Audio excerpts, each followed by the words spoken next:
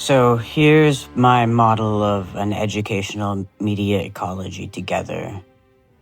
First, we have the physical layer, the most visible part of the ecology, which includes things like school buildings, classrooms, hallways, outdoor areas, and all the informal spaces where students actually spend their time.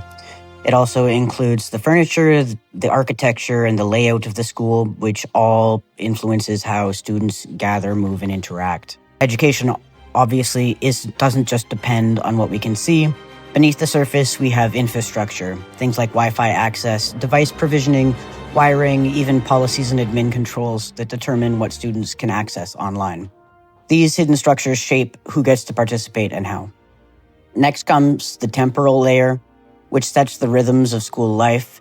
Bell schedules, blocks, semester timetables, deadlines, exam periods, and even the notification cycles of learning management systems all work together to pace students' attention. They tell us not just what to do, but when to do it. We also have the media layer, which is about the formats and modalities schools privilege or restrict.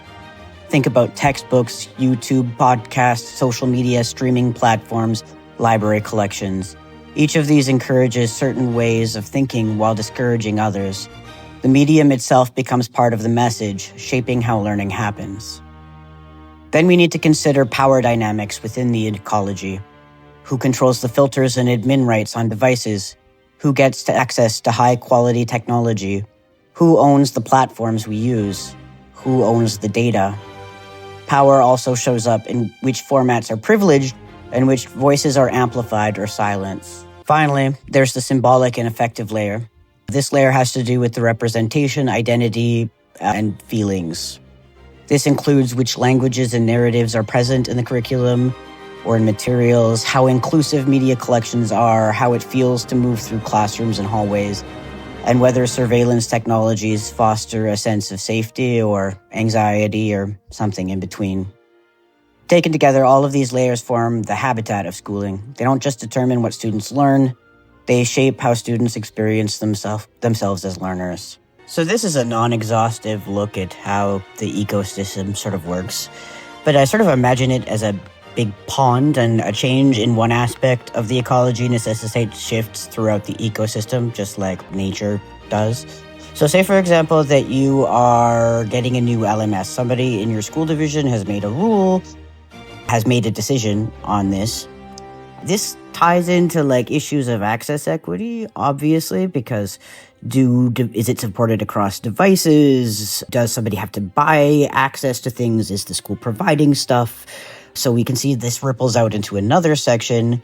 It also talks about the modes of language, because maybe the application only supports certain languages, or it does allow for translation, so it is more equitable than the previous form.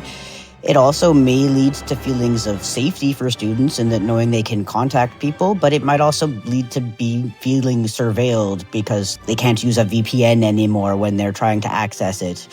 It will privilege certain formats of media based on what it can accept or what integrates with it clearly, and will impact modality choices. This may be for the better or worse. It then temporarily shifts school because it changes the availability of access to teachers and media, being that they could be contacted outside of those hours, which some teachers will do and some teachers won't. It also changes the synchronicity of school. More work can be done outside if you've got access, instead of being stuck to a textbook that you're not allowed to leave the classroom with. Finally, this was probably going to require some training, both for staff and students, to be able to use this system, as well as tech support for users, especially if they're using their own devices, when previously tech support was mostly done in-house.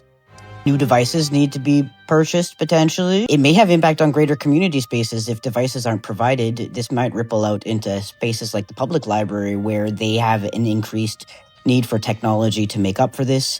And architecture of the space of the school in providing for plugs or charging spots, or laptop carts might become a more common sort of feature in there.